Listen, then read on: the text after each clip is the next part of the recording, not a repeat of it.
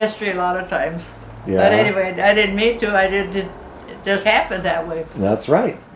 Things happen. But I'm still here. Yeah. I'm still So here. you used to go home every summer Yeah. So for 2 weeks every summer? the what? You used to go home every summer for 2 weeks? You used to go home every summer. Yeah. Yeah. 2 weeks. Yeah. That's when I had my vacation. Mm-hmm. But I wasn't on that long. That's when I was younger. Yeah.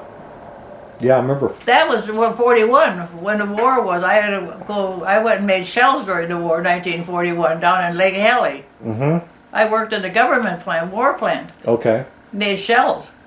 Because Marlene's father was up on the Elkan Highway in Alaska. They were building that pipeline. Oh, okay. And he was gone about 5 or 6 months. Mm-hmm. And the checks weren't coming. And so I had to, so when they called for people to come and make shells, I applied. And so I told them when I put my application in, I had no phone. And so they came, they contacted me and got my name and everything. And the bus picked me right up from outside. All I do is they pick you up and they take you home. Uh-huh. But you have to change. You had to wear coveralls, Uh-huh. steel toe shoes, and a cap that covers your hair, all your Uh-huh. hair, everything, you know. And then they pick you up. I had to wait 2 weeks. They change shift every 2 weeks, and then they pick me up and bring me back. And before you leave the plant, you have to take your coveralls off and your cap and put your own clothes on. Uh-huh. If somebody would light a fire in the cigarette in the bus, forget it. We'd Yeah. all blow up, so we had to change clothes. But then when he came home, we were just about through, but he got a chance to work several months as a guard. Uh-huh. They guard, you know, the guard outside. And then after that, then they folded. Then they made a pressure cooker out of that place in Lake Hallie. And Okay. Dave and Jimmy went to work there. Okay. Pressure cooker. Mm-hmm. And that's my end of the story there. So, Yeah, you were really Rosie the Riveter so during then the war. During the war, you were Rosie the Riveter. Yeah, but see, Emma, your mother came and babysat for me at that time. Uh-huh. During the war, when I worked during the war. Mm-hmm. I don't know where you. I don't think you were born yet. Oh, we weren't even around. 41. Yeah. No, Yeah. I wasn't born until Yeah. 49. Yeah, and so she came. She hadn't even met. She As- hadn't even as- met Dad on the train yet. As soon as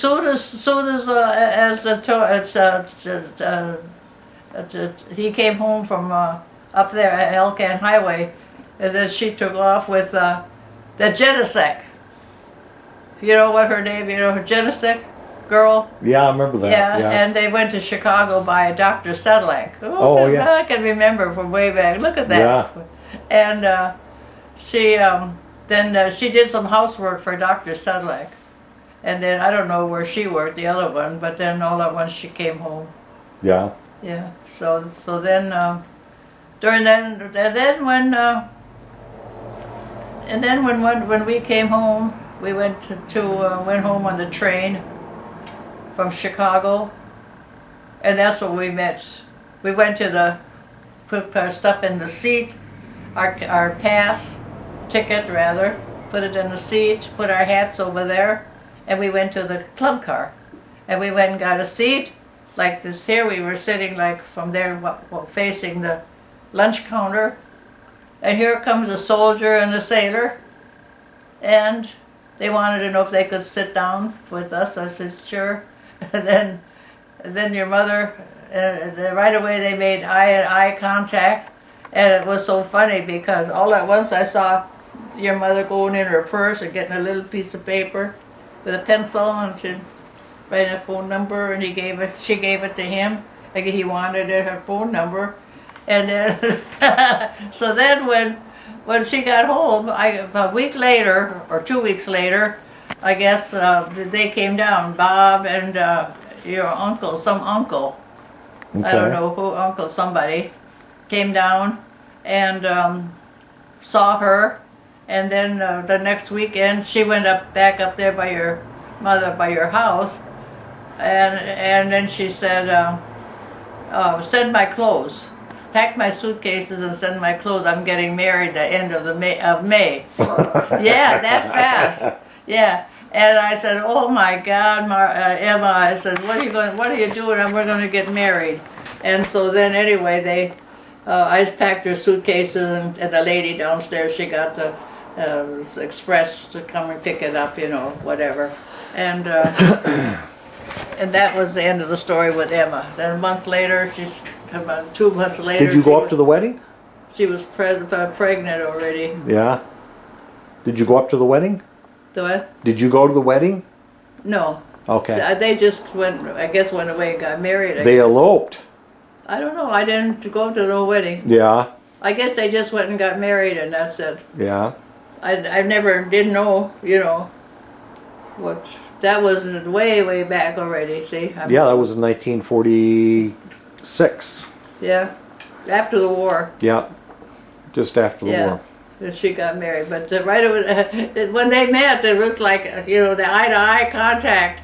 It was just like, you know, this is it. Yeah. Yeah, and we sat and had a drink and a sandwich, and then I got off in Chicago, but they had to go up another couple stops from Chicago or Wisconsin, wherever. I forgot now. Wisconsin, by Sheldon there. Oh, Chippewa Falls. They got off. Chippewa, someplace. Yeah. And so then after that, then that was it. You know, that's how come. That was my story with your mother. Well, good stories on Mother's Day. So we're going to sign off, and I'll post this on the internet this week, and everybody can take a look at you. Everybody will be able to see you this week. What? I'm going to put this film on the internet so that everybody can see you. Yeah? Yeah. Oh, I didn't know you were taping it. Yeah. Oh, that's okay. Okay. That's my life. Yeah, absolutely. We'll get more stories from you too. Okay. So hope everybody's doing well up north. Wish you were here.